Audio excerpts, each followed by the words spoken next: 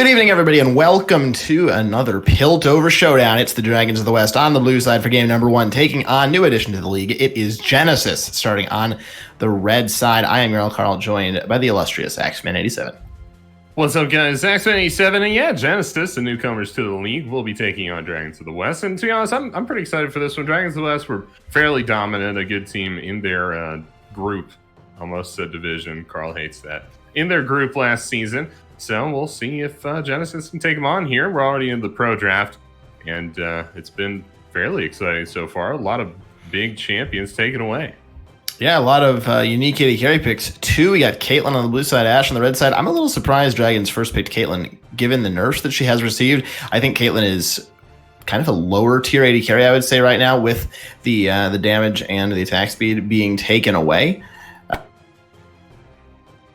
But we'll see if it works out for him. I just personally do not think Caitlyn is strong anymore after those nerfs. I will definitely defer to your opinion on that one, Carl. You are the Caitlyn expert, but yeah, B1 and Caitlyn, I think that might be a couple patches ago type of deal. Kled picked up here for Genesis, an early game top laner. You can definitely play around this top laner or not. One of a very flexible champion there. But I would say with the Ashe pick, you probably look to maybe play around top. Obviously, you have options. Ashe is both a carry and a champion that can play for utility too. So you're not really tying yourself down to anything. Uncle Ketamine can't play Zillion in this league or any other, I'm convinced, Carl. That might be a solo queue pick for him. He's just not allowed to. That's true. Banned out almost every time. Thought it might have been left on the table, as both supports do actually play some Zillion, but especially at least in game number one with the Dragons on the blue side, that is banned away. Diana now picked up as well for the Dragons. Fish and Valor, a main practitioner of that champion, loves his Diana. Going to be going for that blind pick right now. Certainly will be. As the pro draft continues, we got the last pick of this phase coming through for us. It's R3. We'll see what they pick up. Should be a support, I would think. Yeah, Pike coming through. Probably going support there. And now we got more bans, and so far, some pretty aggressive bot lanes on both sides. Obviously, you have the late game scalers, but Thresh and Pike are looking for a fight fairly early on, more so Pike than Thresh. I would say that the Caitlyn Thresh is more looking towards the late game than Ashe Pike is, but fairly similar lanes. I imagine we will see some hooking going on in the bot lane. Likely top bans for Genesis against Dragons and mid bans against Genesis. From this one, we'll see what Dragons decide to ban out. Whatever Fish and Valor does not want to play into. Looks like that first selection is the Diana. Both teams also without a jungler for now. That pool has been pinched just a little bit. Graves Kane taken off the table. I know that Dragons of the West does like themselves a bit of Olaf. That is still up, so maybe a potential pick. Genesis does have first pick, though, in the second round of those champion selections. Yeah, Nemesis' Olaf has been hit or miss. They definitely like playing it, but to be honest, I feel like I could probably gap the guy in Olaf any day of the week. Nemesis, get in chat right now. Now, it's Orianna ban, and this is the final ban of the draft so far. Karthus hovered. Nah, it's got to be Evelyn. You don't ban Karthus anymore, Carl. What are they thinking? But Genesis looking for R4, and this is always a hotly contested pick, really. It's what you're looking to blind into blue side, and this is honestly normally regarded as like a sacrificial pick. So you're looking at mid lane and jungle here for Genesis. What do they think is more important, and what are they going to feed to the dogs? Because whatever they pick here is going to get countered by Dragons of the West. Yeah, Mumu, the pick of autofilled junglers everywhere on the side of Genesis right now. I hope the jungler's not autofilled. That would be quite poor, I think it's fair to say. But leaving that mid lane pick for last. Not entirely sure why they chose to do that. Actually, they know they're against the Diana in the mid lane, but maybe just wanting to pick that on Mumu. I don't really think that was contested, so a little bit puzzled, potentially just not wanting to give away their composition. Makes a lot of sense to me. And yeah, the set hovered, locked in there too to answer the Amumu. Interesting to be sure. But now it's B5 here. To be honest, Set could go in either role, really. He can go for jungle and top, so not really showing their hand yet, but it won't matter. They have to pick back-to-back.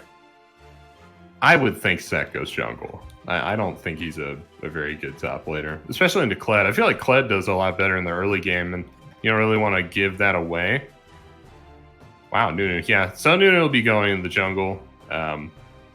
And I don't know if this is necessarily an Amumu counter. They're trying to do a lot of the same things, and I feel like Nunu does them better. So I definitely like what Dragons have done here with the jungle position. Syndra into Diana. I don't. Do you like that, Carl? I don't know if I like that. I have honestly, X-Men, I do not know basically anything about Diana matchups. Most of my experience with Diana is getting one-shot by her in the bot lane. So I couldn't tell you a whole lot about that. I don't think Syndra has that many awful matchups just because she is such a mainstay in the mid lane. I think she may have trouble with the Diana Nunu combo. Those ganks will be quite strong. No real way for her to get away with that, even summoner-wise, except for Flash.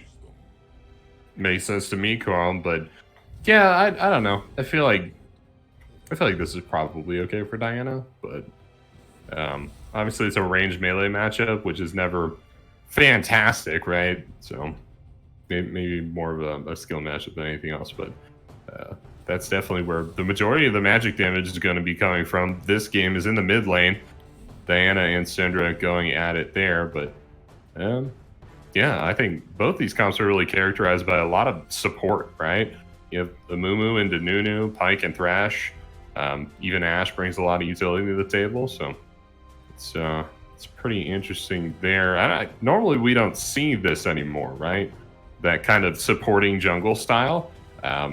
It's kind of creeping back into the meta a little bit more.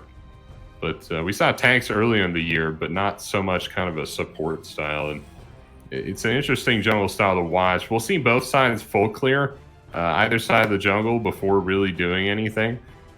There might be like a level 2 gank from both of these junglers really had the potential, but I would expect full clears on both sides. So it should be fairly slow in the early game, which is a little strange. You know, we don't see too much of that anymore. Yeah, I would hesitate to say support style as much as just utility style. It's not a lot of support really coming out of either of these junglers. More so just a lot of utility and tankiness in the front line. It's not like an Ivern in the jungle that is one of those true support junglers, but there's a lot of card control in this game. Every member on Genesis has hard card control, as does every member on Dragons of the West, actually. So there are 10 champions in this game that can hard CC somebody, which is definitely not the mainstay in League of Legends. There's a lot of champions that have card control, of course, but sometimes you have comps that have no way to find it engaged. That is not going to be a problem. In this game, both these teams very capable of finding that start to a fight, and can really try to go for some kind of a wombo combo, right? Nunu gets a big knock up into a Thresh hook. That's an easy pick. The set on top as well, big haymaker or something. Diana AoE damage as well. So I think these teams are really just going to be looking to land their combos of their CC. Certainly, but we actually got through both drafts without a hitch, which isn't something that normally happens. So good on both of these teams to make that happen. Normally we have to restart the champion select like 3 or 4 times. So thank you, Genesis and Dragons of the West, for making this happen. But yeah, I'm excited for this one. I think this should be pretty good. There's a lot of late game going on here, so I don't think there'll be too many fireworks in the early game. Maybe we see a level 2 spike, something like that. But this is like anywhere between high gold and I think low diamond is where it caps out. So there's a lot of room for variance here. And between the match, I think, is Fish and Valor the highest ranked player in this game? Diamond 2. I think they're Diamond 2. Okay. Yeah. Right. At least I think it was Diamond 2 yesterday. Okay. Today, not so much. I was going to say Diamond 4 or something, but... No. He's about on the climb. Yeah, Fish and Valor really on the climb. As of late, demoted back down to D3, but still the highest ranked player in the game. Almost 2 tiers up over Moonlight on the opposite side for Genesis. So I think the mid lane and the main lane to watch, as it usually is when Dragons of the West are on the Rift right now. Pappy Buck also, I've been told, his internet has been fixed. So he's been having some connection problems the last couple of games, been playing on like 150 ping. He's got some fresh internet for himself, bit of an upgrade on that one. So we might see the real Pappy Buck ketamine bot lanes that we've kind of been missing. And that will bode well for Dragons of the West. But yeah, both sides have a lot of weapons. And I believe the lowest ranked player in this game is Nemesis, who is like Iron 3, I think. Correct me if I'm wrong on that one. But I'm pretty sure you're wrong. Nemesis, I'm relatively sure Nemesis is... Stop flaming Nemesis. I'm pretty sure he's Platinum 4. Just because X-Man is literally fake news. Right now he is Platinum 4. 51% win rate, so not sure what X-Man's on about. I can tell you that the last season of Style Esports, Dragons of the West lost their first match as they did this season. They lost to Bucky's Atmosphere 2-1. And then they proceeded to win the rest of their groups games without dropping a game, undefeated throughout the rest of the regular season and the playoffs. So Dragons of the West may be set up to continue that performance as we get set for game number 1. We're going to step aside as we load into that said first game. We'll be back in just a couple of minutes on the Rift.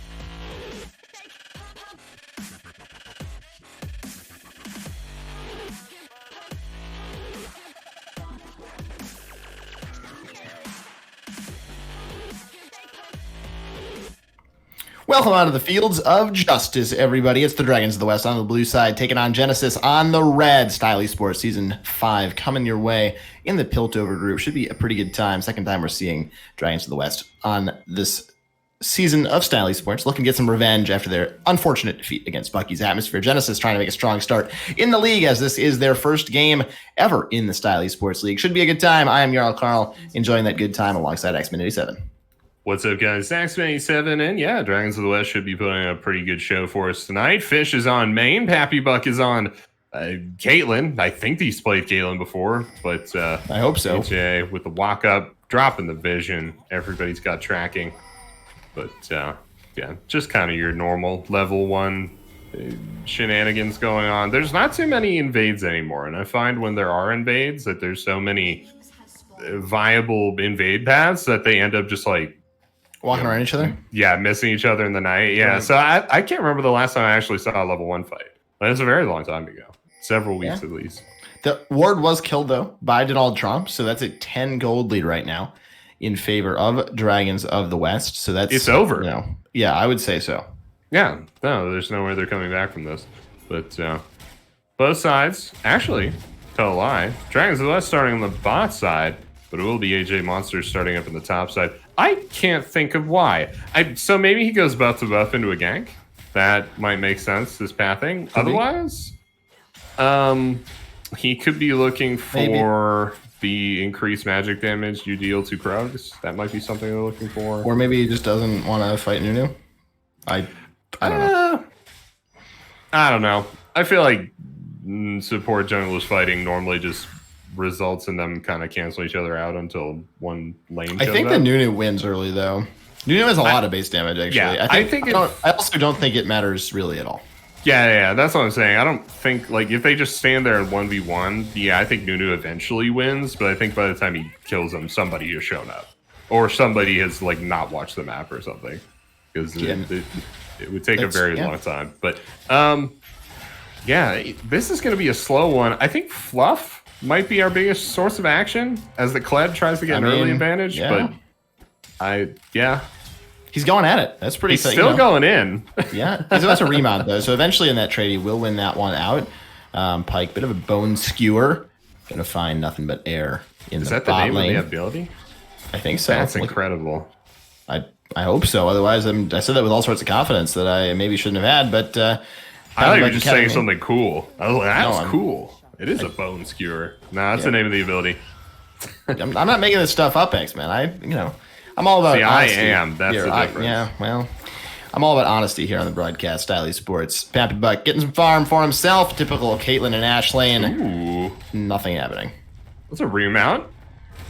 Does he die here? What do you think? Yeah, he's going in. Sorry about that one, Axeman. My camera got locked. Fluff in the jungle is going to be Fluff standing under his turret with a little bit of HP. He survives the gank.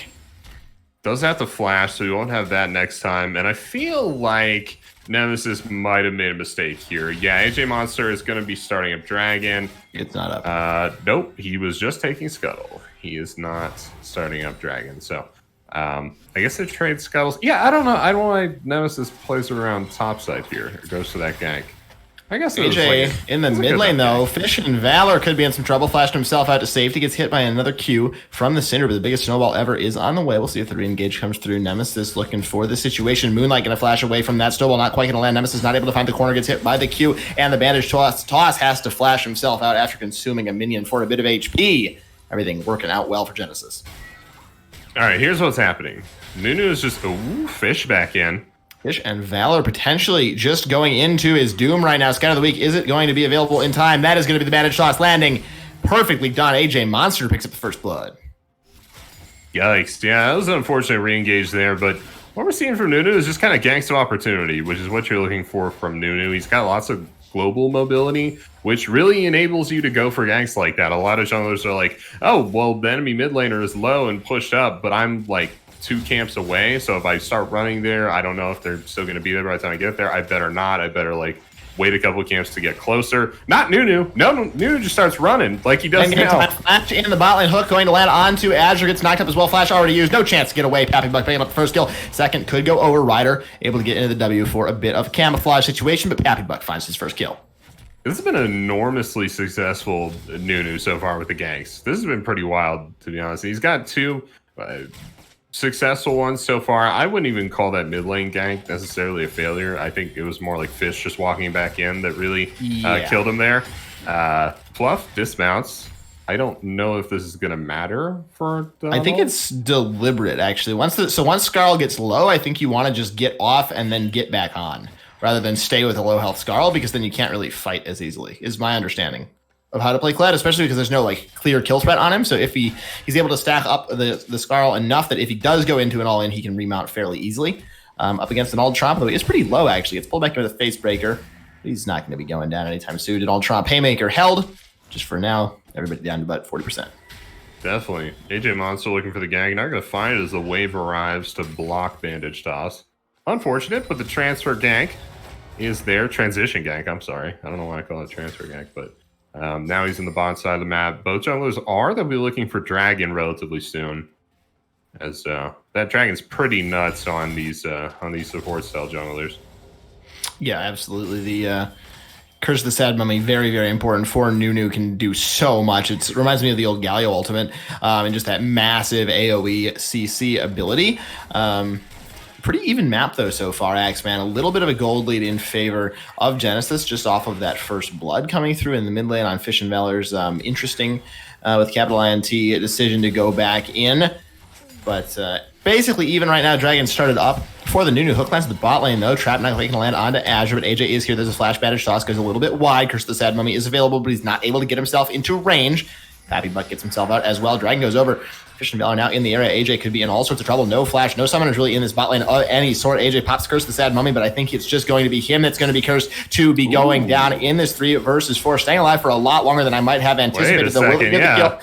Pappy Buck, he's not going to be going down, or getting away, I should say. I imagine they'll just give the kill to Diana. That is indeed the case. Fish and Valor picks up that kill. Meanwhile, on the top of Donald Trump and Fluff in the jungle going at it. It is Donald Trump that comes up on top of the showstopper, ending Fluff's day. That was a massive showstopper there. I was actually getting directed to camera trolled, but I saw it on the mini map. Both of them kind of fly across the screen. That was pretty funny, but yeah, it's a big old showstopper there. The health bars dropped pretty rapidly, and to be honest, I don't think I would have expected Fluff in the jungle to lose these early 1v1s. That's pretty weird. I really don't know how that happened. Obviously, we had the big fight in the bot lane, and we were watching that for the majority of their 1v1s, so I guess we'll never know, but it was pretty crazy nonetheless. Not any items completed yet. So still kind of going pretty slow. That dragon was picked up by the Dragons of the West, which is something, but nothing too big. I mean, most of the champions on their team right now don't have ults, right? So the ult CDR isn't exactly massive. I guess the showstopper will be back up sooner, which is something, but you know, it's nothing too crazy anyway. But yeah, we're kind of back to the lull state. It's been a bit of a slow game here, Carl. Indeed, a nice little advantage, though, being gained by the Dragons of the West, the solo kill in the top, as well as the kills in the bot lane, the kill in the bot and the dragon, I should say. A nice, edge for them. They've even the gold lead back up, about 1,000 gold swing overall, those plays across the map. So if they can keep that up, they will definitely be in a pretty good place. Happy Buck shoving the wave, as Caitlyn is wont to do. BF sword and boots versus boots and a couple long swords. So a nice advantage there for the Caitlyn Thresh lane right now. They shouldn't be in that much threat unless Pappy Buck manages to get hit by the Bone Skewer, pulled back and kind of one-shot potentially, but he does have cleanse for the Enchanted Crystal Arrow, so I think that this Caitlyn Thresh should be okay. Ketamine, of course, heat-seeking with those hooks, as we have seen time and time again.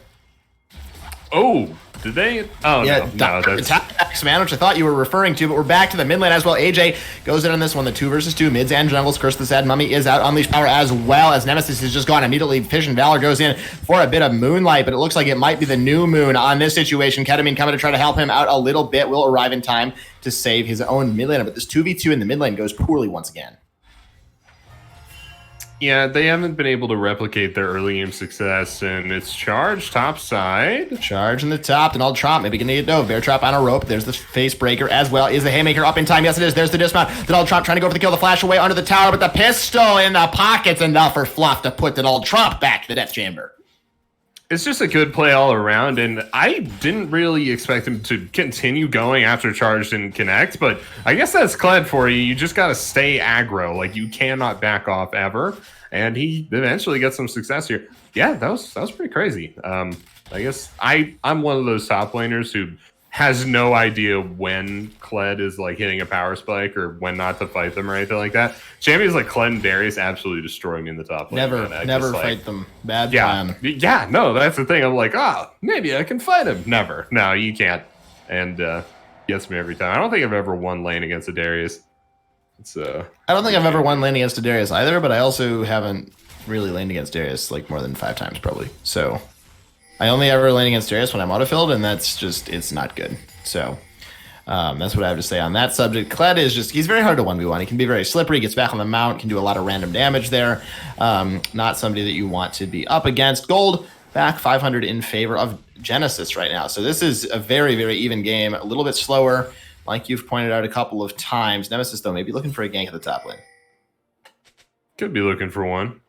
Seems to have just chilling. Yeah, he's AFK, maybe? I don't know. He is level 6. I don't really know why. Here comes the biggest snowball ever. Charge not available. Fluff in the jungle. Doesn't have flash either. Absolute 0. Looks like this should do a lot of damage. Pocket pistol. Showstopper under the tower as well. But then all drop. Is the shield available? I guess it's not. Nemesis going to be going down here as well, as this play didn't really end that well for Dragons of the West. They end up giving a kill back. So here's my theory. I'm going to say that Nemesis has been ganking so much, and that's why he's behind. I don't know if that's necessarily a bad thing, because he's been having a lot of success. I mean, he has 3 assists. He's blown, countless summoner spells. He's got the dragon, all that good stuff. But all of that adds together to not being able to farm and not getting a whole lot of experience. And that's kind of what's crippling him right now. He is about a level and a half behind AJ Monster. He's also down almost 30 CS, but if they keep getting dragons, as they're about to, stop doing here, if they lose this to AJ Monster. Skewer on Academy, going to get flipped. Pappy Buck throws on a trap, but this is the engage on the support for Dragons. The West goes down almost immediately. Death from below is enough to secure that kill. Charge is arriving as well. The null drop is not here for this fight. It is a numbers advantage for Genesis. Just Dragons of the West desperately trying to regroup. Bit of Moonlight coming across. Fish and Valor could be going for the re-engage. Ryder gets himself away. That's Fish and Valor goes in, picks a kill on the support, but it is AJ Monster in the backline. Fish and Valor goes down. His dive was not successful. Pappy Buck trying to keep himself alive. Piltover Peacemaker is not going to find a whole lot. Nemesis gets away with the blast cone for himself. 9 caliber net for a bit of extra safety there from Pappy Buck. Volley's rolling through as well. Genesis in complete control of these fights. They pick up a nice win for themselves. Absolutely, and what a good fight from them. All of a sudden, kind of spiking super hard. They hit a couple item spikes, and they run away with it there. Donald Trump having to back off for the time being, but those item spikes were in large part Cinderhulk from AJ Monster, who had it long before Nemesis did, and it's been putting in work with that item. There's the Caulfield's Warhammer from Azure, just providing a lot of CDR, and on top of that, the BS Sword too. It's not a legendary item or anything, but it's giving them a lot of statistics that help them win that fight. And also just like the last chapter, that's pretty big for a Syndra. This gives you a lot of mana in return, and a lot of AP too. So all this kind of culminated in them winning this fight, which was pretty dominant. That was a pretty convincing fight there. Ryder did go down, so giving a little bit back there. Fish and Valor was able to secure that kill for himself. Pappy Buck just not at that stage in the game on Caitlyn where you can get a whole lot done. Looks like he's going for the Stormrazor first. I dislike this build a lot. I think Infinity Edge would be much stronger in this game. The Stormrazor, not a lot of use for that item to my mind. I really don't like it as a first item. I think you want the Infinity Edge to come through just because it increases the damage on all of Caitlyn's headshots, even the ones that she doesn't crit with. And so critical strike chance and the crit damage modifier on the Infinity Edge much more important than the little bit of a slow you're going to get from Stormrazor. I just don't like this item choice here. Wouldn't have mattered for that fight. We're going to have to hold that thought. As Nemesis going in the mid lane. Moonfall is called in as well. Moonlight could be going down to that one. There's a lot of moons everywhere, but Moonlight is gone. And I don't know. I feel like a lot of people watch a play like that and think, oh man, Nunu really locked up that champion. For me, it's like, oh wow, Nunu did that like really quickly and now is, transitioning into this Rift Herald play, and it's what you get off of a gank is so much more important than like the actual execution. They should get another charge. Yeah, no, I mean this is huge, right? The execution is really good, and we should give it up to Nemesis for that. But man, having the Rift Herald in hand, being able to get it down, these are things that a jungler should anticipate an enemy jungler doing, right? I feel like if I'm AJ Monster, I needed to be here in the mid lane because they have Rift Herald. They're going to drop it somewhere. They can't drop it top. Fluff is super powerful. You just lockdown Moonlight, delete them, drop it. That's so much value they got out of that play. A lot of value indeed. We haven't really mentioned the triple teleport that is on the side of Genesis right now. He might not have time for that, actually. Ryder going in on Academy could be out of position, trying to increase his vision score. Does commit to that ward. Both junglers on the way. Ketamine does have flash to get over the wall if he can commit to the Dyrus flash. That's Enchanted Crystal Arrow flashed away from as that bandage toss. Nice left on the pike as well. He should be able to get out with the E. The trap was not in time from Pappy, but the charge is coming through in the top lane. You know, we might see these synchronized fights once again. 4v4 in the bot lane. That's the re-engage from AJ. He's looking to go in. This fight very, very split, but that's the Moonfall coming in. Fish and Dollar trying to go huge. First team picks with 1 kill on Ryder and as well onto Azure. This fight going very well for Dragons of the West. A beautiful Lantern as well from Ketamine to try to get some support for himself, but in the meantime, Nemesis has gone down the top lane. Donald Trump goes in with the true damage. The flash not inside. Comes through. Donald Trump finds himself the loser of that situation. Fish and Valor try to go huge, but in the end, his team goes even. That is incredible there, Carl. I didn't expect that at all, but like I said, I have no idea to play against Kled, so that's in line with what I've said so far. Kled's just insane, man. The remap coming through. How much health does Skarl have? Like 1,000? Oh, not even. Yeah, like 1,300. Jesus, man, that is so insane. How is that a champion? I love those. I don't know if you've ever seen a Twitter post. A tweet. It's called a tweet. I'm sorry, I'm old, but I've never seen a tweet. No, it's true. Have you've never seen a tweet? One of those tweets is like, if X champion got released today, everybody would say it's OP. I really like those posts. Yeah, no, I think it's true of Kled. I feel like people would be like, wow, Kled is busted. This is also Samira. Have you seen that, champ? I haven't actually. I've been trying to like repress the I don't know, seeing it because I know it's going to be busted. It's busted, right? Yeah, no, it's busted. It's busted at least. I watched some Gosu playing it, and that champion does not. It reminded me of Aphelios, but if Aphelios had Lucian Dash also. Just like is she going to be an ADC? Is she? That's the theory, but that's what they said about Senna too, and that's what they said about the rest of the AD carries who are now played as other solo laners. So, moving back into this dragon, up in 7 seconds. Infernal Soul, Infernal Rift. First Infernal Dragon of the game coming up right now. The stage is set for another fight. Certainly is. Both teams dancing around each other. There's so many wards stacked on top of each other here from Gen. Nemesis going and looking for the steal. He should be able to find an Enchanted Crystal Arrow. Isn't quite able to do so. Going to go down very, very low. But that is the Moonfall coming in. That's a massive. Okay. He does so much for his team. A triple kill picked up already. AJ, nothing to do but just try to run for the hills. Flashing away from that Crescent sweep. Ace in the hole. Just for fun on the backside of that one. AJ should be getting away. A triple kill for Fish and Valor. 3 for 1 for Dragons. But lose the Dragon. Just crazy there. They don't. Yeah, Dragons of the West doesn't get the Dragon, but quite the team fight there. And I wasn't expecting it. I mean, there were a lot of item spikes coming through for Genesis, and they just didn't get to use them, right? I mean, it was well played. A lot of mechanics that were used correctly, and that's all it takes in a team fight to be able to lock down the right carries. I think the biggest thing was probably that Moonfall. That was insane. Yeah. I think it hit 3 members, and that's... I believe so. The 3 carries, too, like in the back line. Yeah, exactly. You hope for 5, and if you get 2 carries, that's success. Like, you're good. They hit 3 as it stood, so...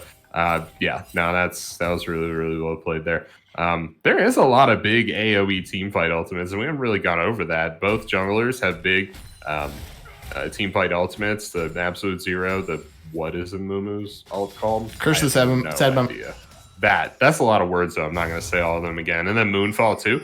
And yeah, all this culminates into very short team fights. You either like nail all of the enemy members, or you don't, and then you're not doing so hot. But same thing, kind of with the single target ultimates, the Enchanted Crystal Arrow, whatever Pike's ult is called. Death from Below.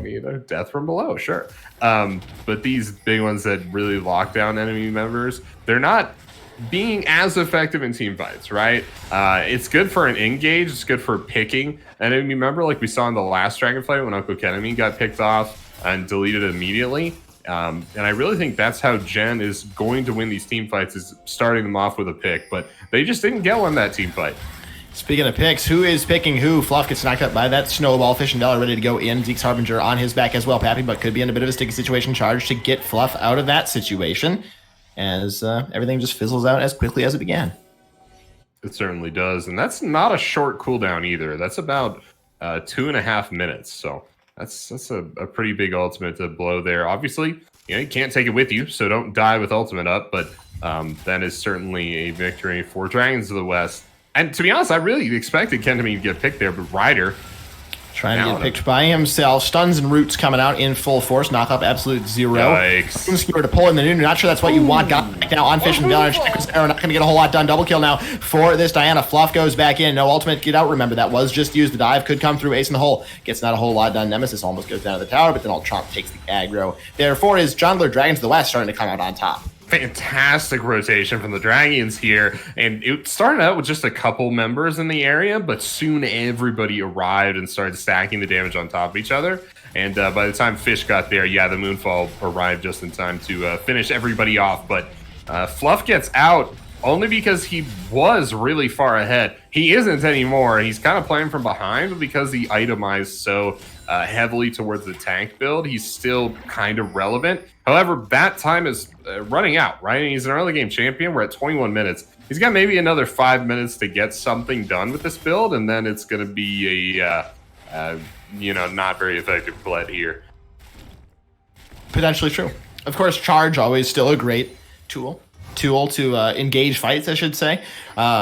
Right, you can take your whole team with you, give so much movement speed. Just hasn't had the impact in those fights, falling a little bit farther behind in the CS than he was earlier as well. And I think all eyes need to be on Fish and Valor right now. 18 stacks on the Magi Soul Stealer, Nashor's Tooth as well, almost a Zonia. 10 and 2 on this Diana, a load of farm at the same time. This Diana is terrifying. Absolutely. You can see that in the itemization from the tanks here. I mean, you have, I just look at AJ. He's got the Abyssal Mask and, oh God, Merc Treads. Yeah, that's the name of the item. I'm forgetting everything, Carl. I need to go have that the brain scan done. But yeah, no, it's a ton of MR stacked on this frontline tank. And all of that is because Fish of Valor's massive. 10-2 on, ooh, here we go. Nope, Nemesis can't hit his own teammates with the snowball. Don't know what I'm doing, Carl. Zeal bot here from Azure, stacking up the crit. And Azure should start to do damage now that they have that level of crit. The CDR is good on Ashe, but it's good in like a laning scenario where you could just drop the volleys over and over again. When we're here in kind of the mid game, looking for objectives and stuff like that, it's not as effective. AJ Monster pulled in. Ooh, he's getting hooked again. Yeah, absolutely. Goes back in, though, with the Curse of the Sad Mummy, trying to get a lot done for himself here, but Pappy Buck able to pick up the first kill. Fish and Valor actually does claim the credit for that as Nemesis so tanky. Azure. Fish and Valor looking to go big in this fight. Can he pick up a couple more than 2? There's a flex for it. He should pick up the third there for himself. Fluff in the jungle going to go very low. Fish and Valor on the chase as well. Moonlight trying to get a bit of damage in, but Uncle Academy not quite able to land the hook there. Another beautiful fight, another triple kill for the leader of this squad. Moonlight maybe trying to get a bit back, slashing himself out. Is Uncle Academy. He's saying, whoops, went a little bit too far on that one. Second dragon for them. Dragon to the West securing their namesake. Yeah, and that Dragon Soul is going to be fairly far. Oh, another Moonfall on a Moonlight! Fish and Valor going in. Once again, the moons are going, and it is the Fish that comes out on top. 25 stacks on that Magi's. And I feel like they were trying to dodge the ultimate there. Moonlight didn't have it up, and I don't think anything was going to kill Fish. That said, Zonius is a pretty short cooldown, so I mean, this is super worth, and probably better safe than sorry anyway. So yeah, well played there by Fish. Uses both summoner spells in this fight, and ult, I think, twice. Did you use Moonfall twice? I think the so. Moon, I believe so, yeah. A lot of falling going on from that Moon. A little bit too much gravity. I guess technically the Moon's always falling, X-Man, so in that sense, it's always up. That makes sense to me. It certainly is always falling, as the ability is back up already. It's on a 56-second cooldown. Pretty crazy for the amount of damage it does, and it's only like it got 2 points in it, so that's pretty wild. Diana OP, but has the fully stacked Magi's here. They're about to finish Death Cap. This, I mean, I feel like it's over unless you have some kind of plan for Diana, picking Diana, shutting down Diana, something. This game's just over. Like, how is Jen going to deal with this situation? My response would be they aren't. Like, I don't know if you got anything for me, but it seems hopeless to me. Yeah, it doesn't look super likely for them. We'll go ahead and move on from talking about orbital mechanics and go back to League of Legends. Blue buff going to go over to Fish and Valor. But I personally don't have a lot for you on that one, X-Man. I don't think that Dragons are going to be giving this game away this Diana. I mean, maybe if Fish is able to get caught out a couple of times in a row, give some shutdowns over or something, that could be enough to get back in the game. But right now it's looking very, very grim. I think the Dragons are the main saving grace that the Soul hasn't already gone over in favor of Dragons of the West, but right now it's definitely all in their favor in terms of the gold, in terms of the items, and obviously in terms of the Diana. Correct indeed. Fluff trying to get something in bot lane. Donald trying to put a stop to that. And he is successful in his venture. But, man, set builds always get me. First item, Bork. How do you tell an item is OP is when set just builds it first item. Doesn't make any sense. I think Bork set's been meta for a couple months now. No. Yeah, ever since they buffed Bork. Okay, I just want to. For the record, they only buffed it on melee champions. Thank you. Well, yeah. I mean, it is, of course, a ranged champions item. First and foremost, now moved over into the melee category. Like so many other things about AD carry, Riot just guts them constantly. Nemesis could be a little bit caught out. Going for the 1 versus 4 plan, but gets over the wall with a bit of a blast count. I've always thought it's pretty silly that you're an AD carry who has, like... Oh, here we go.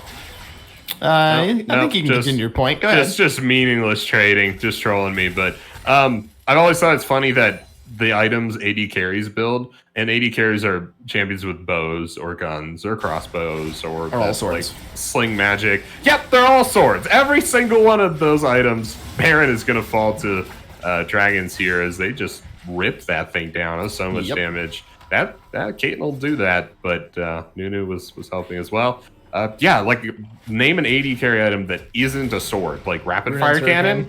I think that's it. I think it's the only two. A solid 2. AD carry items on that one. Recurve bow, technically, if you want to claim that it's an item. Yeah, sure. Part of a bigger bow, which is the Runans. On that one, anyway, let's get back into the game here, X-Man, because I think we could be coming up to the end of it. On this one, Ryder trying to zoom himself around, go subterranean. That's not going to be enough. Flank spotted out here. Dragons of the West, I think they probably just need one more pick, one more fight. They could find the W. AJ Monster trying to go in, but he's not going to find anybody but Nemesis. Absolute Zero will get exactly that done. Fish going to go down very quickly from his mount. Likely to be taken off. Fish and Valor goes in with the Moonfall. That's 1 kill. That's 2 kills for himself. They're trying to go for a third as well. AJ Monster is just melting faster than an ice cream sandwich on a summer day. Ace in the hole could be picking up the kill as well. The Death Sentence going to actually allow Azure to block that one out. Fish and Valor picks up the 3rd kill of the fight. That's the 4th one for him. Can he make it an unofficial penta? No, he cannot. AJ Monster going to get out of this one, but Axeman surely. This is the end of this game. They're pushing down the Midland. There's no resistance. It's just AJ. He's a mummy, and I think he might want to just stay in the base in his coffin because it is too depressing to be out on the Rift right now. Dragons of the West in dominating fashion. The carry in the Midland. Fish and Valor. Team on his back. Dragons take the first game. And that wasn't particularly close there, Carl. That seemed very Dragons favored to me. I think a lot of that is down to just Fish and Valor. I'm not sure what word I want to use. Demolishing Moonlight in this lane, in this game, every single part of it. I mean, the kill score tells the story of this game for the Diana. I mean, the inventory might as well there with the fully stacked Machais, the death cap, basically everything you need to completely destroy a team. And I would, let's check out these damage numbers because I feel like that's going to say it way better than I could. He's got 25,000 damage in a 27-minute game. So 1,000 damage every minute to somebody. That is huge. 1,000 damage a minute is a massive damage number for him there, doing so well on the Diana. Just 18 of 21 kills in that game. I think that really says everything that it needs to. That was a one-man carry. I imagine the Diana will be banned out. What else are you looking for going into Game 2, X-Men? I think that they needed a better bot lane. I feel like they didn't have any bot lane control. I think Nemesis was just getting things for free. And the worst part is that AJ Monster wasn't leaving the bot lane alone or anything. I mean, he was down there a couple times. So it really seemed like the Ashe Pike wasn't doing what they thought it would, or what that lane should anyways, have an aggressive early game, and they just didn't really have that. So I think maybe switching it up, maybe going for something they practice a little more might be a good idea for them. Yeah, absolutely. Makes a lot of sense to me. We're going to step aside as we prepare for game number 2 in this series. We'll be right back after a short break.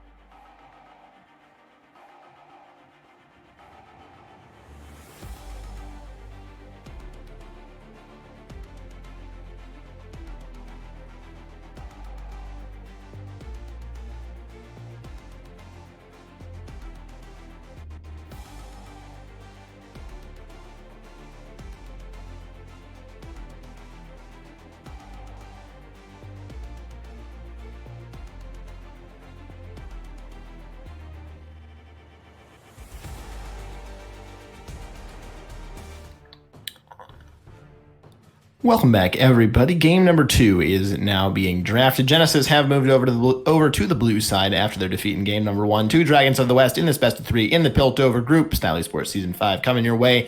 Jarl Carl and Xfinity7 on the call this evening. The Diana, that first ban away from Genesis. Don't think anybody's surprised.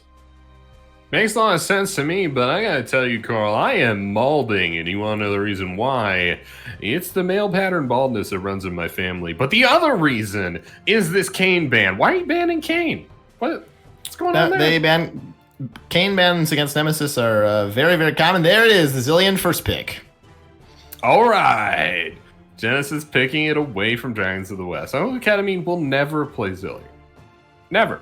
Not once. Not in a million years, but... I don't know. I guess they felt that this was an easier champion for them to play than Diana. I guess. I mean, part of me agrees with that, I guess. But Zilean also just like... I feel like there's this misconception that people think Zilean is easy. And he really isn't. I mean, so many of his abilities are very powerful and point and click, to be sure. But they have fairly long cooldowns, and they also... are very telegraphed, right? People know when Zilean is about to throw a bomb at them. Like, he walks up to you, he speeds up, here comes the bomb, right? And it's got a big animation, all that stuff, and then it has a big windup, then explodes. Like, every part of that is super telegraphed, and there's so much counterplay, right? Even with the ult, is the same thing. So, I don't know. I feel like you have to be pretty good with Zilean to have a good time with him, to have any success, which is why we don't see him very often. And I think picking him might be a mistake. I feel like you give up Kane. I really don't think Kane is so good you need to take it away from Nemesis. I mean, I think you can't give Zilean over to... Oh, you definitely can't give it to Academy. And so I think... yeah, you definitely can. Yeah. And you can't give away the Zilean over to Academy. And I think the fact that Ryder also is a Zilean player, I think makes this pick happen and allows that to come through. The Zilean center lane pretty strong, a lot of poke coming through from that. Dragons of the West to go for the Jhin, something that's been rising in priority. I kind of ran it down on Jhin in my solo queue game this morning, so I'm a little bitter about that. But I think the pick is very, very strong. I don't actually hate the Zilean pick here for Genesis. Because they play it, I think it makes sense. Definitely, and I don't know. Obviously, I've seen Ketamine's Zilean. It's insane. I definitely agree with him picking it. I've never seen Ryder. Maybe he's just as good. Maybe he's good enough. I don't know. But we're all about to find out together as he has locked it in. Enough about the Zilean pick, though. They picked up Poppy, probably one of my favorite champions right now, because I feel like it's been so slept on for so long now. Poppy is really good, and I'm glad they picked it here, but so here's the thing, Carl. I'm still balding. It's still the baldness, but also R1 Jhin. Come on, man. Like what? What's good. happening? Jin's it's so bad. Jhin. Okay, Jin's good. Jhin is good. R1 Jhin? Terrible. It's so bad. No, Look what broken. Genesis are doing. They third pick Maokai. They got 2 more picks. What are they going to pick? They're going to pick Set, go full tank, and they're going to pick what else do I need? Ornn mid. They're going to pick Ornn mid and go full tank, and Jin's not going to do anything this game. I will buy you dinner if there's an Ornn mid coming through. That's probably not happening, but yeah, that's not happening. I like the Dragons of the West composition as much as you hate the Jhin. Maybe you could pick something else there. You actually probably could have just picked Caitlyn again. I don't really know why they felt the need to pick the Jhin into the Zilean. I actually probably would have picked Vayne into the Zilean, but that's just me. Or Ezreal. One of those two. Jhin actually going to kind of get smoked with the Zilean. So the more I look at this composition, the more I realize that I don't like the Jhin pick either, X-Man. So I have gone from one end of the spectrum to the other end in terms of Jhin favorability right now. Dropping faster than that of Congress, of course. But Dragons of the West, they have a pretty standard team fight comp right now. Poppy, Mordecai, there's some big, beefy bruisers. Oh, yikes. Oh, okay. My. Okay. I don't know why they picked those champions into Jhin. So the whole issue is that, if you didn't pick up on what I was trying to say, is that if you early pick Jhin, the enemy team just has to respond with health bars, and then they win because you don't have any damage, because Jhin doesn't have any sustained damage. That's why you don't early pick it. Now, Genesis is just going to 4th and 5th pick Fiddlesticks and Nocturne. Jhin is fantastic. Holy cow, Jhin is so powerful here. It's just Maokai that Jhin can't one-shot. Like, that's crazy, all right? This is a good spot for him to be in. Champions like... Okay, so there's a couple interactions here I'm worried about. Is what is Maokai's W called? Is Twisted Advance? Twisted Advance. Is that blocked by Poppy's No. W? I don't think it's not? so. Yeah, I don't know. I can't remember. I don't. idea. Nocturne's Paranoia isn't, because he's unstoppable, I'm pretty sure. Correct. It's not like Kaisa. Yeah, the Paranoia, the light, yeah, that won't get blocked. There's actually not a whole lot that gets blocked. Is I think where you're going with that. Yeah. I'm trying to. Yeah, I think is Crowstorm. No, I don't think so. No, I don't even teleport. think that would matter. Oh, is it teleport? Yeah. Okay. Yeah. So yeah, I don't think there are any dashes. So here's my thing. I don't hate the comp from Dragons of the West. I don't know why, for the life of me, they picked it in this order. Lucian is a flex pick. Pick it early in the draft, all right? That makes way Lucian's more not sense. nobody plays Lucian 80. Yeah, but you can flex him. Like, of the champions in this draft that you should pick early in the draft, Lucian is definitely amongst them. Mordekaiser is too, because Mordekaiser isn't like an easily counterable champion, and even if you counter him, he's still relevant with his ult. Meanwhile, Jhin is easily countered by health bars. Poppy is easily countered by picking something that doesn't have a dash, and Genesis have kind of done that a little bit. So they kind of got punished for it. So yeah, I don't know why they picked in this order. This is so strange. Yeah, I mean, I don't think Lucian is as much of a flex pick as it used to be. I think the Jhin is kind of just toast in this matchup, just against the Fiddlesticks and the Nocturne together. Likely going to just get one shot. I mean, sure, your point about them not being that tanky is maybe valid, but I really don't like the Jhin pick here. I think I don't like the Jhin champion here. I think the pick was okay. I don't really think any AD carry would do well against Fiddlesticks Nocturne. It just doesn't really work that way. Zillion ultimate on top as well. How do you deal with them? Plot twist, you don't. Dawning Shadow coming through at the same time. Genesis is a very strange team comp. They want to create a lot of confusion in team fights. The fear from the Fiddlesticks, the AoE there. You have the Nocturne ult coming in, turning out the lights as well. So I think there's a lot going on. I think the Fiddlesticks, in the jungle, Nocturne mid, I would have liked to see those flipped, actually. I think Fiddlesticks mid would do a lot better against Lucian. We'll see how that ends up working out. Fish and Valor, he's been playing some Lucian to solo queue. Definitely wants to be playing that one on stage. All right, I don't know why it didn't click with me till just now, because I probably should have realized this. This is Poppy Jungle. Which again, this is one of those things I think is great, but that no one else does. So it's bad. So I'm going to say it's bad. I think it's fun. Which is going to be a good time. But they have swapped Lucian top lane, which I think is probably better, to be honest. I don't know if Lucian Nocturne is a good lane for Lucian. Well, you can't lane Lucian into Maokai. You will just. Well, yeah. So I mean, he'll get a Bami Cinder and just walk at you, and you will cry. So Lucian and Nocturne should be fine, just because the dash should be enough to get away from the fear if it's played correctly by Fish and Valor. Fish and Valor is not going to be able to be dashing in and trying to trade intimately with Nocturne, but staying at a distance, poking should be enough. You can dash to get away from the red carpet or the blue carpet that gets laid out. At level 6, it's a little more scary, but AD carry is okay against Nocturne as long as he's not that far ahead. If you can get away from the fear, he's actually quite useless. I think this is one of those lanes where it's kind of like the matchup isn't as important as is one of the champions roaming. I think that's going to be a much more important thing about this mid lane than one mid laner fighting the other one. Is just this Nocturne being like, dope, Fiddlesticks is ganking bot lane. Guess who's also showing up? And they're just going to delete Jhin. So, yeah, man, this Jhin pick got not countered the way I suggested it would be with just the health bars, but just kind of with them picking a bunch of assassins. And now he's not going to have a good time. I use the word assassins very liberally here, but you know what I mean. All the burst damage coming out of the, I guess, target access that Fiddlesticks and Nocturne are bringing to the table. And that's what an assassin is. So I don't know. I feel like Dragons of the West kind of lost this one in draft, but we have to see him play. I know Fish is a good Lucian, I'm pretty sure, right? Have we seen him play Lucian before? I've seen him play it in solo queue because he goes to the same school as me, so I know he's been talking about it, but I haven't really seen him play it. He's wanted to pull it out. I don't hate the situation with the 280 carries. I think that will split the focus of the assassins a lot, which is good. Not a lot of magic damage is really the thing that's sticking out to me, unless Mordekaiser gets pretty far ahead. That could be concerning for the Maokai if he's able to just build full armor. That is a very big concern because Maokai is that one major frontliner that will come through for this team. I just don't really know how to judge the draft right now from Genesis because it is so solo queue-esque.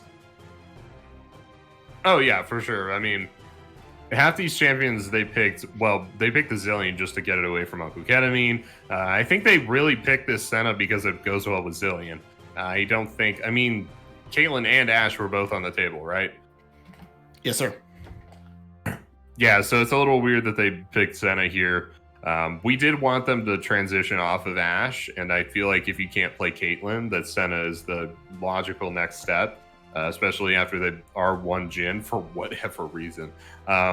So yeah, I don't know. It definitely feels thrown together, and they're looking for individual success, but maybe this is kind of the death throes here for Jen.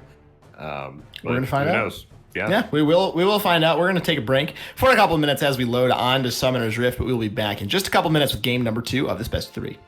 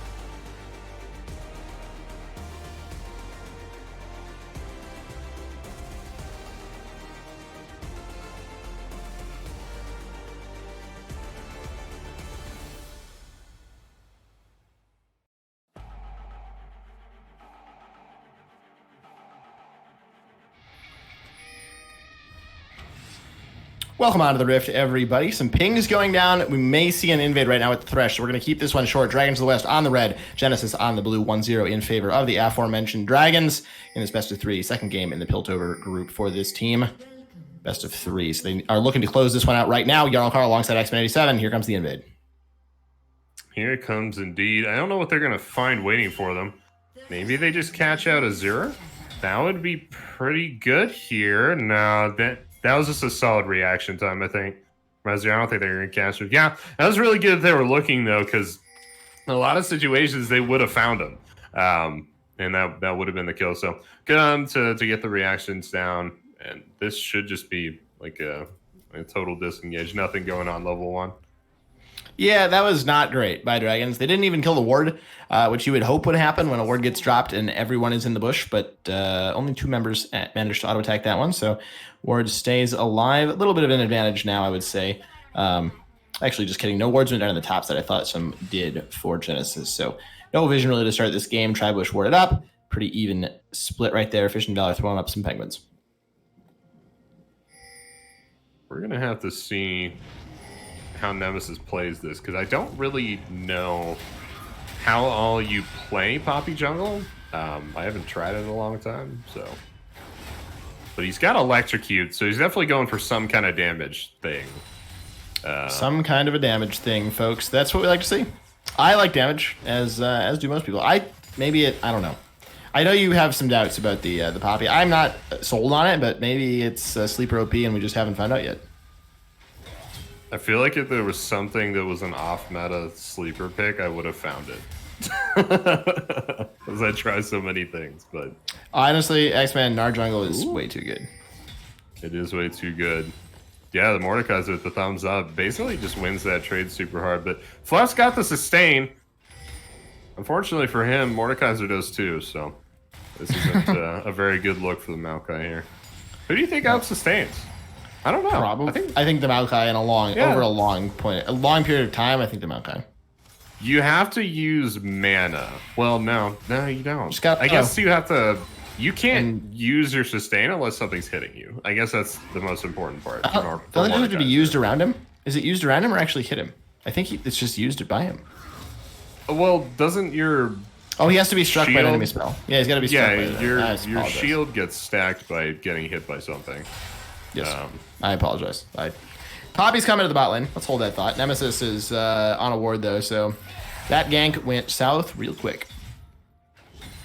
Definitely did there, and they're on the ward, so maybe back mid, maybe Scuttle, who knows? Maybe not even Nemesis knows. In fact, I would probably put money on it, but now it's... Ooh, okay, Mordekaiser. The Maokai is out of mana, which is a precarious position to be in, but you don't need mana for their healing, so they're still sustaining fairly well. True. Sustain coming through.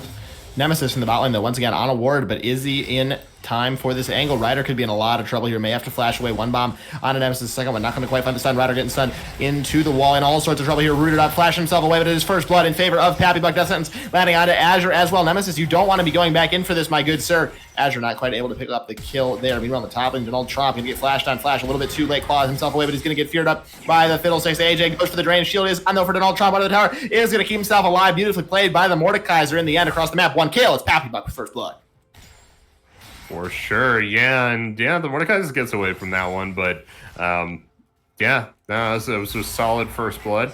I wasn't expecting that, to be honest, but I guess Ryder, you don't have ult when you're level 3, so there's nothing Zillion can really do about that, except offer up more burst damage, and that's just not enough to deal with the Jhin at this stage of the game.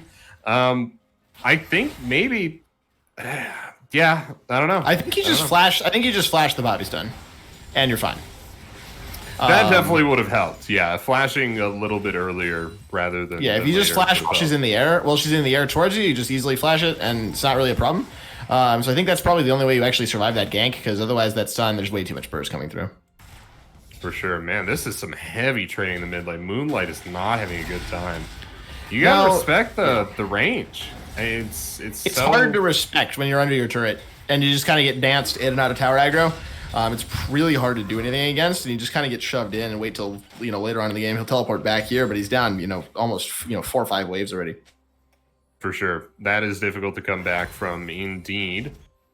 But the action stalls out. Teleport back in here from Moonlight while the resets channeled from Fish is going to mean he gets a little bit back into this lane. But man, that entire wave had just crashed too, so that's pretty rough. Do you shove this? Are you trying to crash this wave? I guess he is. Yeah. I think you just want farm and then you can get away because you can't really stay. You don't want to stand and trade. He's level 6 now. You can try to go bot maybe and look for something that's not in the mid lane while Fish and Valor shoves this back out. Just because you don't really want to be going 1-to-1 right now. The exhaust on the Lucian as well is just a little bit too much You're never actually going to win an all-in 1v1. I think he just looks bad instead. And Fish doesn't miss a single. Well, actually, did miss one of the minions there. Just as I was saying it, but so the crash not super successful, and because of the ward there, Moonlight's not going to be super. Is not going to get anything with this gank either. So he just kind of misses out on. AJ is in all sorts of trouble. See ya later, Pappy Buck 2-0. Yep, and that's just. Yeah, that didn't take too much time at all there. You went down pretty quick. The burst damage this game is real. There's a lot of it. Both bot lanes, super bursty. Both mid lanes too. And these fights are over and done just so quickly. This dragon is going to go down. Yeah, there's the smite coming out. And that's a pretty big early advantage. I would say this is going to give Dragons of West a lot of mileage, this one. It's just a little bit of extra damage. We already talked about the burst, so it's going to hurt. Moonlight, man, these trades. Not going well, obviously. For the Nocturne, we'll see if he's able to get something done with his ultimate. Right now, these ultimate-reliant champions, the Nocturne, the Fiddlesticks, have not had any impact in the game thus far. Obviously, you wouldn't really expect them to, as we are going to see the fight under this tower. The fear comes through. Lantern out for Nemesis to get himself away. Moonlight has to flash away from the culling, try to follow through. Fish and Valor, one more bullet would have been enough, but he's not able to find it. AJ now just finding refuge under his tower, goes for that drain. Unfortunate set of plays there for the Dragons. They're not able to pick up the kill, and they lose the Summoners. For sure. They lose Call as well, which is a pretty important tool in this mid lane for Fish. It's a lot of his safety, but also like a lot of his kill pressure too, right? So a little bit of a safer lane here for Moonlight. And AJ soaking up a bunch of this XP. Feels pretty good after trailing Nemesis for the majority of the game. Ketamine's here. Just kind of chilling for the hook, yeah.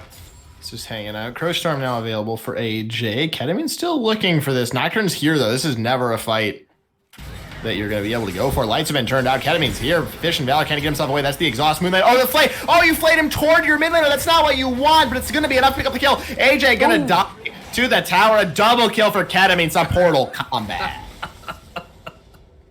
Oh, wow. Yeah, no, that was pretty wild. I mean, hey, if you're Uncle Ketamine, you're probably thinking, hey, mission accomplished. This is what I came for. Sorry that you died there, Fish, but also not sorry. Play better, I guess. Manamune there for Fish and Valor. It does so much damage on Lucian. I really like the Manamune build. I don't know if it's because maybe it's a little strange and that's why I like it, but I think it's just good. I like it. I like Manamune is just broken. Yeah. That item is way too good. Once it's also just good, yeah. I hear some people say Essence Reaver is like a little bit better, but like I wouldn't even care, to be honest. Like if you told me Essence Reaver was 5% better than Manamune, I'd still build Manamune because I think it's so funny that you have this like essentially like a mage item. I mean, the way it stacks mana for you like that, and then it's just good on 80 carries. I think it's so funny.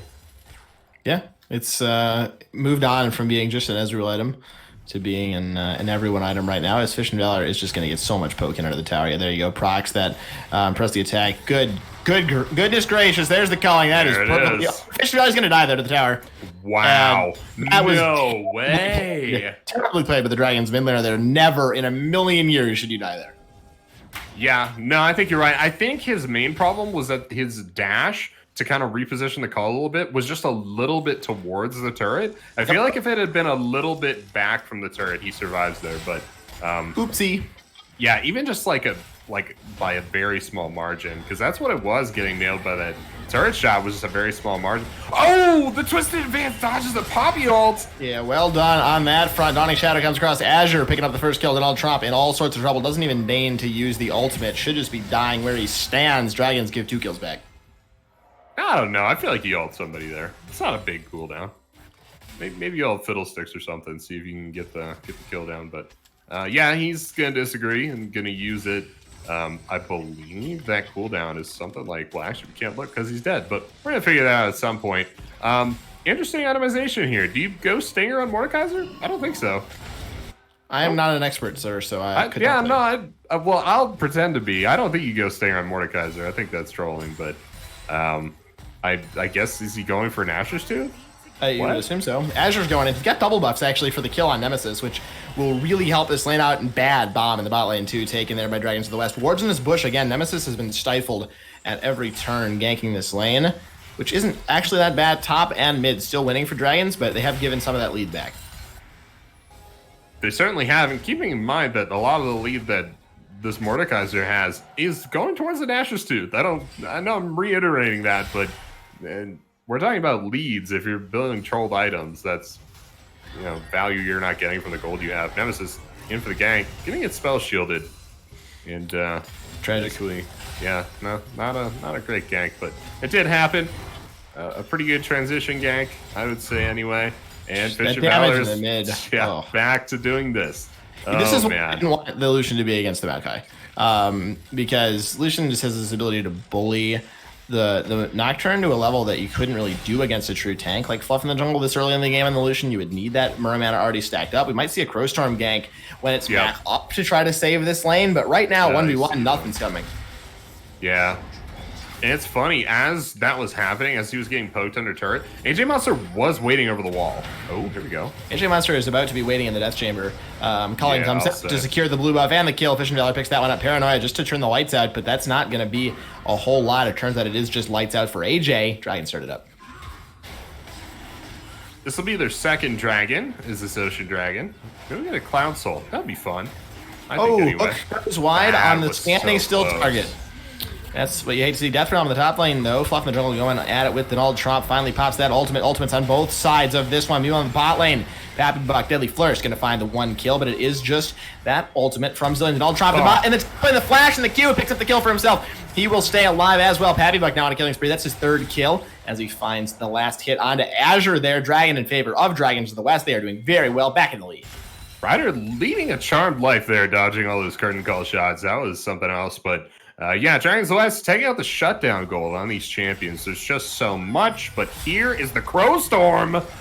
In the bot lane, onto Pappy Buck, cleanses to get away from that fear, as well as the flash for a bit of movement speed as well. Uncle Ketamine just trying to let his AD carry get out of this sticky situation. Ryder likely going to be finding a kill eventually. The bot goes down just for some fun, but nothing going to come of that, although there is the jungler in the area, starting into the wall. Teleport being called in as well. It's going to be Fluff in the jungle, arriving to triple teleport. Added a lot of TPs right now, Axeman. Everyone wants to join the party. Fluff in the jungle is here. No ultimate, though. These top laners just went toe-to-toe, but I do think it is Donald Trump that's going to be at the worst end of this situation. AJ did finally go down, though. This Mordekaiser is actually so strong. He has his Nash's Tooth finally completed. Does go down, though. Azure picks the kill onto that one. Fourth shot onto Fluff in the jungle from Pappy Buck. They're not going to be able to find the kill with that one. Curtain call halfway up with Fish, and Valor has finally arrived on this situation, as I got very excited about that for no reason. He's not going to go for the tower dive. Pushing the bot lane, though, coming through for the Dragons.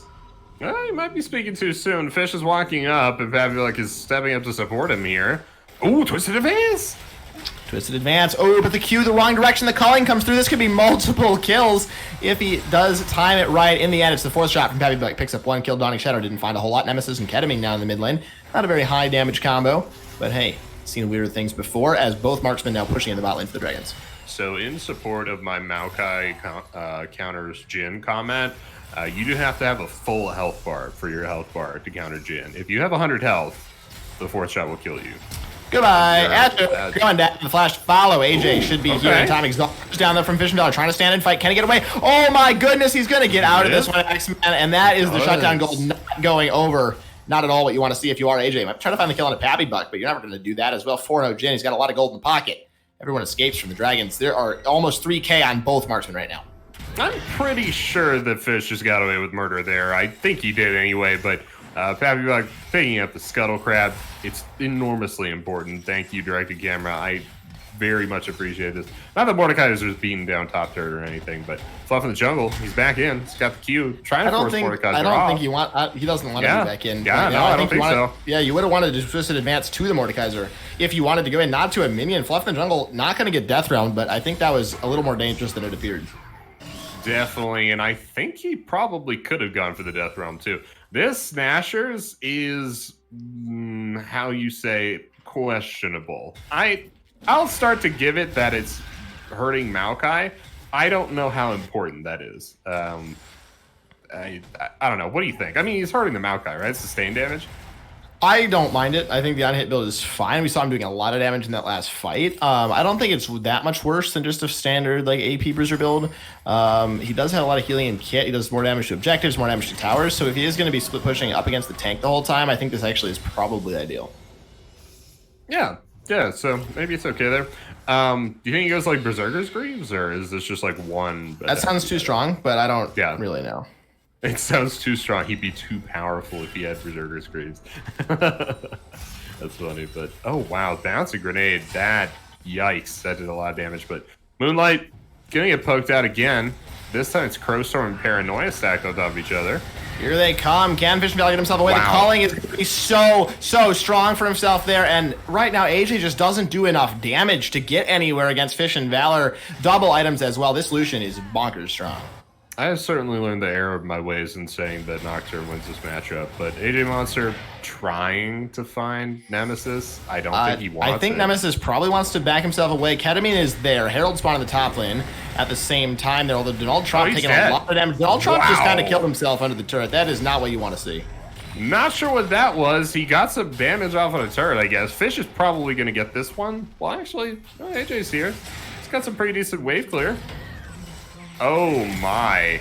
Okay. Fish and Valor does a lot of damage right now, folks. Ryder likely going to just get kill. one shot. Now, he is in a 1 versus 5. Okay. I think finally the shut down given over to AJ, but no way you were getting out of that situation. I think using dash aggressively there was probably a mistake, but I don't think it matters. You're never going to get out. I still think you get maybe a double kill out of that one if you play it a little bit better. But yeah, you're definitely not getting out. Mountain Dragon is up. I think it goes down to Gen fairly simply. I don't really think there'll be any opportunity for Nemesis to go for that one. So let's get a progress report in. Oh, maybe they'll contest it. I don't know. They're kind of... Oh, no, they go straight in. Dragons are going in straight onto this situation. A dancing grenade going to do a lot from Pappy, but can he get through the members? No, he cannot. Nemesis has gone down as Donald Trump is on the way. Pappy, but still a full HP bar, though. Hook goes through. Are they going to try to contest anymore? Donald Trump walking himself in. There's a deadly flourish, and the curtain call has been opened up. I imagine we're going to see a death round onto at least one member from Donald Trump. I think they are just trying to buy some time for Fish and Valor to get himself back in this situation. Death sentence goes a little bit wide once again. Donald Trump pulling multiple members in, does so much damage into the death realm up against Fluff in the jungle. That should be enough to pick up the kill. Eventually, Mace goes down. One more auto attack. Not sure he needed flash, but he does pick up the kill on the Maokai. Still not really sure what that contest was from Nemesis, but I guess they don't lose too much. I don't know. Hook in on AJ. Yeah, just go straight down. Yeah, Yikes. Nothing to even really say of that. Just hook, and it's gone. Yeah, Carl couldn't even jump in with the play-by-play. It was over so fast. But there was no play-by-play. Just died. Was. That was the whole call. Moonlight might be finding himself with the same fate coming up. Actually, it will not go down at all. No fight to be had. Tower goes down, though. Dragons now very far ahead. I'll say, and we had some questions about the draft, but I think all of the questions that we had about the draft are like just kind of non-issues now. I mean, we were talking about the Poppy jungle maybe being an issue. It hasn't really mattered at all. They've been okay. I guess kind of as a progress report for this Poppy. They gabbed some assists, which is fine. But, you know, whatever. I guess it's probably okay. The Jhin has been pretty good. The Jhin has been very good. I don't think... So here's my thing. I think AJ and Moonlight spent a lot of time trying to get Paranoia and Crowstorm to work on Fish, and that was a mistake. I don't think it was ever going to work. I think you try and go Crowstorm down the bot lane, onto the Jhin, onto the Thresh, and then just bring Paranoia with you, and you have more success that way. As it stood, Moonlight spent a lot of time mid lane. Like a lot. The one time he left bot lane, the early game, he just had to end up walking back because he got cut out on the ward. It was just very bad so far. So Moonlight was essentially staying in lane all game long with Fish, either dying or falling behind in CS. Yeah, basically. I think that's very well put. Fish and Valor now in the side lane, just uncontestable. Really, I think he's going to get paranoid potentially right now. Lights have been turned out, but the calling is available. Exhaust and Flash are both up for him. Can the outplay come through the Flash? Oh, that's not what you want to see. Fish and Valor goes down. Teleport too late to save him. Ooh, swinging a teleport. Yeah, in there too late to Mordecai save him. I thought he would die a little bit faster, which is why I tried to throw it back over to you, but Moonlight ends up picking up the kill there as Donald Trump teleported as soon as he had vision, I'm sure, because of that paranoia. But Dragons of the West maybe starting to fall apart a little bit. A little bit here, yeah. All is left is the weird Poppy, Uncle Ketamine on Thresh, and this Pappy Bug. Pappy Bug's very strong, so I don't want to say, you know, Dragons of the West are totally falling apart without Fish, because that's not necessarily true, but they definitely have a lot less weapons. It is 3v5, so they need to be giving up this turret. And I don't know, maybe Jen goes for Baron. It'd be pretty. Yeah, I think that's too early. Yeah, I don't think they can do that. Not with Senna. That sounds too early. To me, right right now, we'll See what they decide to go for, but it is not going to be that Baron Nashor. Only 21 minutes, so not a lot that can be done on that one. I think Dragons just need to regroup, avoid getting picked off, and avoid chasing too far once they are picked off. Like that Dragon fight, I think you just want to give that up. You want to give up Fish and Valor again, and try to regroup, find a 5-man fight around this next Dragon, around the Baron. I think likely the best chance for them to just close out this game in a timely fashion. For sure. Keep looking at this jungle matchup. Let's take a look at individual gold here. Yeah, I mean, the Fiddlesticks has got like over 1,000 gold on the Poppy. So, I don't know. I don't like the Poppy. I think Poppy is kind of dragging the West down a little bit right now. Potentially, I think it's just not having the same impact that something like a Zac or a Sejuani would have as a tank, just because it's harder to start fights with it. But I think the Baron control here should be good. There's a lot of walls for her to find stuns into. Definitely. They're not inting. They're definitely not inting, but it seems suboptimal when compared to Fiddlesticks. Nature's Grasp? We're going to see the fight come through. Fish and Valor threat once again. Could he be going down? Gets feared up and dies. Ketamine not able to help him out as the Dragons of the West are kind of falling apart right now. Both carries are gone. Donald Trump and Ketamine, the only members left alive. Ryder going to finally go down to that Death Realm, but Ketamine dies at the same time. 4 for 1 in favor of Genesis. A huge swing in this game, X-Men. Yeah, here's your pro tip. Don't ult the support if you're Mordekaiser. I mean, I guess, yeah, no, they didn't even block the ult from the Zillion. The Zillion just ulted somebody before they went in. Actually, I think they might even like ulted themselves, I think. But yeah, no, it wasn't worth it at the end of the day. And now all of a sudden, Jen are picking a Baron at like 22 minutes, which is crazy. Like, they shouldn't be able to do this at all. That, I feel like, is just like raw misplay from Dragons of the West. But also, Fish of Valor's kind of falling off a little bit. I mean, he's super strong, so he's not like fallen off completely. We're only at 23 minutes. He's still okay, but he is actively falling off. Like, we're getting to a point where maybe 30 minutes and he's like useless essentially. I don't think that's, I mean, Lucian is one of the better late game AD carries to my mind, especially with the Remana build, so I don't think he's really falling off as much as he's just kind of inting at the moment for himself. We'll see if that trend continues. Does have the Muramana completed finally. Nemesis gives his life up to secure the dragon for his side. I think that will be all of the fighting we see right now. Dragon's going to extricate themselves via the blue jungle. I think when compared to Senna, Lucian's probably not very good late game. Because Senna scales infinitely. But how many souls we got on this Senna? Ugh. How does 46 sound? Does that sound not good? Good. That sounds like good. That sounds like she got nerfed this patch. Yeah. And she definitely could have been, but Fiddlesticks flank.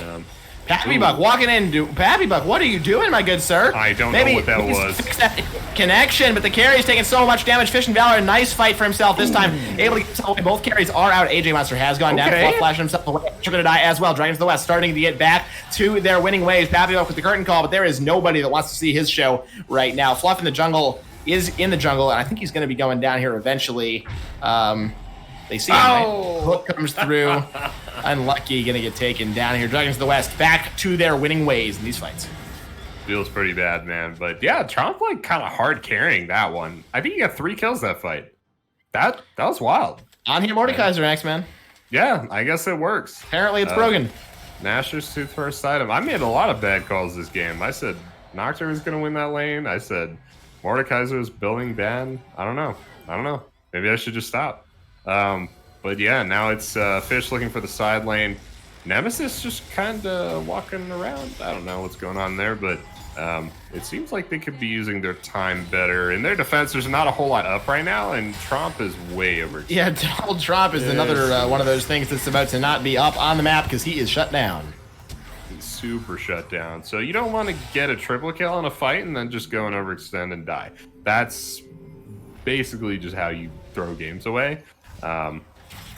I mean, it's a comeback mechanic. It's shutdown gold, so you're allowing them to come back. Dragon up in under 3 minutes now, but yeah, I mean, there's just nothing coming up anytime soon. Everybody's just going to be trying to extract as much gold from the map as they can, and we're kind of in one of those late game, mid game lull states. So I ask you this, Carl: if you can swap any champion's ult with their basic ability, what would you swap? Just like any total? Any ult with a basic ability. Huh. That's a fascinating question, X-Man, that I am going to need to think about. So definitely. Mine would be Aurelion Soul. His ult always feels like it's a basic ability. Like, it's just kind of a nuke that pushes people back a little bit. Am I supposed to be trying to make a champion even like as broken as possible, or just like? I mean, you could have different agendas with it. Like, if you're just trying to be interesting or something. I think I would switch Callista's ult with their W.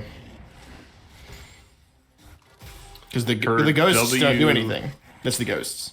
So you would, ghosts? Yeah, because you don't actually want to use the ghost. All you want is the passive. So you do the passive from her ultimate, Okay, and then you would get to pull people. You'd get to pull in your support all the time. Like think of the playmaking, right? Be insane. Yeah, no. Hold that thought going on. Finally, in this one, lights are gone, so won't be seeing any of that right now as the fight dies immediately. What if you did that, but Callista's new ult, which is the ghost, was like 10 ghosts? Was like I don't think it matters. Army. They're just so bad. That might be good, actually. If you had like a whole army of ghosts that like spread out through the whole jungle, that might. Yeah, the problem is you can just walk around the ghosts. So like, also Azure died, as did Ryder. So did Ryder. Jeez. I hope you enjoyed that commentary, folks, because they were alive and they were not blinking. You missed it on that one. Uncle Cat had been coming around the side. Deadly Flourish going to land onto AJ, who's not going to be able to get that ultimate off. This could even be the end of the game, potentially, if this fight goes more in favor of Fish and Valley. He's got the Zeke's Harbinger as well. Pappy Buck able to pick up the kill onto AJ. They're now on to the base. Fish and Valley does so much damage right now. First inhibitor tower is gone. They only have 2 minions to their name, so I think this might be a little bit of a hard push. We'll see who's going to be able to tank the towers, but they are certainly going to go for it. These minions do need to be killed. They are not able to be done so. They're by the Nocturne. One next tower is under fire. It is going to fall. The blue tower has been destroyed. Fluff in the jungle trying to buy a bit of time there, I should say, for themselves. But the minion wave is congregating here. It is Ryder back alive from his very rapid death. Leveling up Moonlight, we'll see if that is going to be enough. 3 versus 5 now in the base. Fish and Dollar takes 1 bomb. Ryder taking a little bit of damage from Pappy Buck. Healed up immediately by the Q from Senna, as it looks like Dragons of the West are going to back themselves away and go for this Mountain Soul. Not able to end the game. Yeah, and I think this is basically where Dragons of the West can't lose. Well, no, I'm saying that. They're taking a lot of damage. I still think they win a fight over Dragon. I think they're just trying to beat a slow retreat so they can get to the Dragon when it spawns. They can burst it down straight away. With a few members, though, I would have liked to leave some members in the jungle there to probably delay. Dragon is up. The Poppy zoning. Very well done there by Nemesis. Once again, the jungler not involved. That could actually end up being a problem. Soul down to 100 HP. The Dragon was, but it goes over in favor of Dragons. They'll get themselves out. Look for one final push. I do feel the Ultron, though, going to get jumped on by that Crowstorm. Immediately taken to the Death Realm is AJ, though. That could be a bit of a problem for himself. Pops the Randuins, but that's going to only buy him a little bit of time there from this. Mordekaiser goes down into the Zillion ultimate. Light's been turned out. Paranoia lost him back. This cleanse way too early from Pappy Buck, but it doesn't make any difference because Moonlight goes down almost immediately. AJ going to fall at the same time. $50 is now on a rampage. Curtain call comes out. Ryder is the one trying to dodge the shots once again. Is he a genius dancer, or is Pappy Buck super inaccurate? Turns out not going to be inaccurate on that one. 800 damage from that 4th shot. That final time. Fish and Dollar. Azure, where was he? Blinking to miss it once again. Goes down. Fluff in the jungle, the only member left alive. Surely, X-Men, this is the end of the game. I would have to imagine so, Carl. I don't think there's any way back in the end. I mean, you have Fluff here. He's a pretty big Maokai, but he's just one man, right? It's just 1v5. We're going to see if he can get it. The Poppy ult channeling, and nope. The Maokai just gets knocked right out of there. He's not even going to be here when the Nexus explodes. That's pretty funny. Unlucky. Yeah, not in the family photo. That's not what you want to see. Dragons of the West, they take a clean 2-0 series. I'll say, I mean, it doesn't get much cleaner than that. You pick, well, okay, you could have picked a better comp. That would have made it a little bit cleaner. But as far as gameplay goes, that was pretty clean. I mean, I was definitely surprised by the build there from Mordekaiser. That ended up working very well. And the Poppy, and the game pretty clutch there. Avoided the 1v5 with the Maokai. Probably won them the game. Yeah, I think so. Dragons of the West, again, same as last season. They started out rough, and then immediately starting with those 2-0s, looked pretty clean. I think Dragons of the West definitely could be a factor in this group.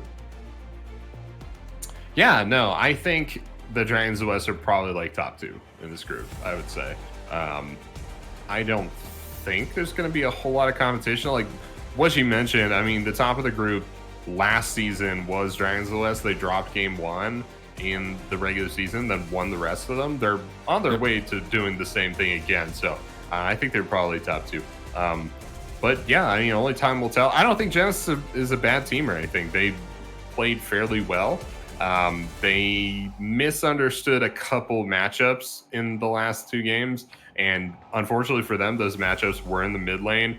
where, Fish and Valor was there to execute and take advantage. Fish and Valor, obviously the main, the superstar of this team, needs to be put down. Diana, something to be reckoned with. Obviously, I also want to thank Focus Esports for their raid of the channel. I hope you guys had a great stream, and welcome to everybody from that. Unfortunately, X-Man, we do not have any more games. Dragons of the West were a little bit too clean for you folks at Focus Esports. We apologize for that. But yeah, we do have more games coming up. We will ramble on a little bit more about that. X-Man, do you have any more thoughts about this series before we bring the show to a close? Oh, Carl, I could talk to you about this series for hours, but the viewers don't want to hear that. Yeah, let's go. Okay, you heard it here first from X-Man. That's going to do it for the broadcast tonight. For people just joining, or if you're just, been a regular viewer, you can check out the links below the stream. We have our Discord link, our Twitter link, YouTube, the website, and some music credits down there. You can check those out. Join the Discord if you want to learn more about all things style esports. Chat with the players, chat with the casters, look to join a team potentially for Season 6 starting in the middle of November. If you are interested in doing so, feel free to follow the Twitch channel as well if you want to join a future stream. I will tell you about those future streams right now, folks. Tomorrow, it is Ravishing Ravish's second day on the production side, so come, point, laugh, and support him as the Shadow Mustangs take on X-Flow Esports at 9 p.m. Eastern. Also coming your way Saturday, TG Caitlin against the Star Guardians in the Void Group. That could be quite a brawl. 8 Eastern on Saturday, 9 Eastern tomorrow. Necrox and Axman87 on the call of that one. Should be a good time, so feel free to follow if you do want to join that, get some updates about the stream, and check out those links again if you are interested. With that being said, that is going to do it for us this evening on behalf of myself and my colorcaster, Axman87, as well as our gracious host, Tori, tonight. We thank you all so much for watching, and we hope to see you next time. Good night.